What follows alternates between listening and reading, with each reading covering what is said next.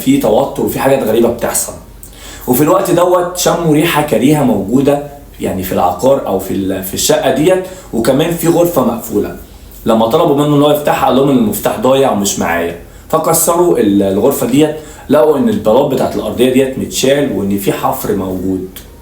وطبعا بداوا ان هم يعني يكتشفوا ان في حاجه غلط، فطبعا بلغوا اسم الشرطه على طول اللي حصل يعني حضر في الوقت بسرعه، وبداوا ان هم يعني يطلعوا اللي موجود. لقوا جثتين، واحده ملفوفه او يعني في كيس اسود بلاستيك، والتانيه ببطانيه.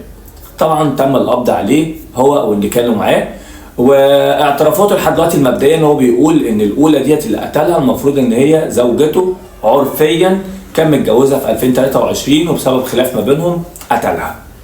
والتانيه دي كانت موكلته والمفروض ان هم برضه اختلفوا مع بعض فقتلها برضه عادي، الموضوع مفيش مشكله. طبعا هو حاليا بيتحقق معاه والمفروض ان هو طبعا يعني مع النيابه يعني، فالموضوع لسه في حاجات اكيد ممكن يكون عمل حاجات تانية قبل كده، فالله اعلى واعلم. شكله سفاح جديد من سفاحات الاسكندريه او من سفاحين الاسكندريه عفوا. ربنا يرحمنا برحمته. سلام.